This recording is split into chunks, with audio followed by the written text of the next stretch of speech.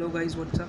तो आज हम लोग एक बहुत ही इंपॉर्टेंट टॉपिक डिस्कस करने वाले हैं जिसका नाम है डॉपलर इफेक्ट। ये वेव्स चैप्टर में आता है जो कि क्लास 11 का लास्ट चैप्टर है। लेकिन ये बहुत चैप्टर वैसे थोड़ा डिफ़िकल्ट होता है, लेकिन ये जो टॉपिक है पर्टिकुलर ये इम्पॉर्टेंट तो है ही और बहुत ही ईजी है ये पर्टिकुलर टॉपिक। तो इसको छोड़िए मत, इसको एटलीस्ट कर लीजिए। तो इसको हम डिस्कस करने वाले हैं, 5 मिनट में हो जाएगा। बस एक ही केस है और उसी से सारे क्वेश्चंस बन जाते हैं। एटलीस्ट नीट में तो सारे क्वेश्चंस बन जाएंगे और हर साल नीट में एक क्वेश्चन आता ही है। तो देखते हैं। तो सिंपल है।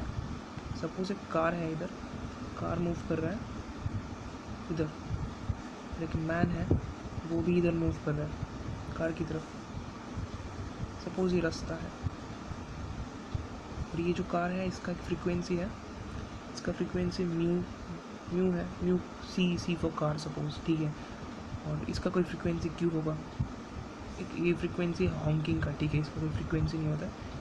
ये सपोज वेलोसिटी वी वेलोसिटी से मूव कर रहा है और ये भी वी वेलोसिटी से मूव कर रहा है। सिंस ये सोर्स है तो हम लोग इसको वी एस लिख देंगे और ये ऑब्जर्वर है तो इसको हम वी ओ लिख देंगे, ठीक है।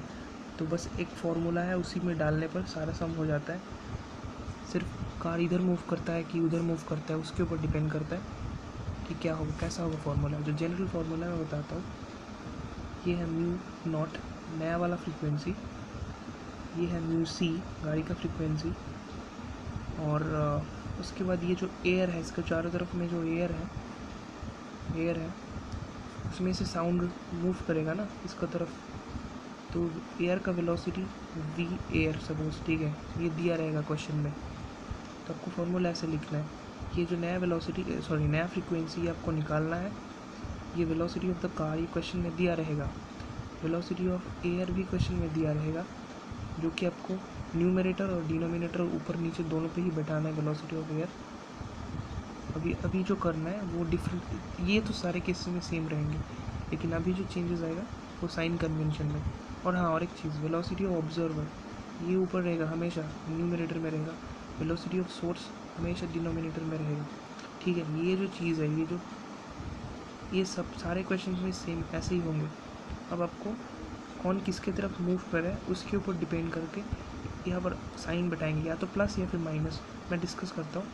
देखिए, ये जो ऑब्जर्वर ऊपर रहेगा हमेशा, अगर कार और ऑब्जर्वर अगर सेम डायरेक्शन में मूव करता है तो ऑफकोर्स हम लोग को समझ में ही आ रहा है कि ये जो साउंड सुनेगा, ये जो फ्रीक्वेंसी सुनेगा वो ओरिजिनल से ज़्यादा ही होगा, तो ये हम लोग प्लस बिठा देते हैं। और सिंपली आप याद रखिए कि जब ऑब्जर्वर सोर्स की तरफ मूव करता है तो प्लस बिठाएंगे हम लोग, ठीक है। और जब ये सोर्स ऑब्जर्वर की तरफ मूव करता है तो माइनस बिठाएंगे, ठीक है। बस यही है, ये एक केस याद रखिए और सारे सम्स बन जाएंगे। क्योंकि अब हम लोग डिफरेंट यही फार्मूला से, सपोज केस अलग है। सपोज ये गाड़ी है, ये अब इधर मूव कर रहा है, वेलोसिटी ऑफ सोर्स इधर मूव कर रहा है, और ये बंदा इधर मूव कर रहा है ऑब्जर्वर। और एयर का वेलोसिटी तो डेफिनेटली दिया रहेगा, वेलोसिटी ऑफ एयर जो सराउंडिंग एयर है। तो फार्मूला कैसा बन जाएगा, ये फ्रीक्वेंसी को फाइंड आउट करना है। कार का फ्रीक्वेंसी भी दिया रहेगा, कार का फ्रीक्वेंसी जैसा मैंने बताया वैसा बैठा दीजिए, बस पहले कुछ नहीं सोचना है।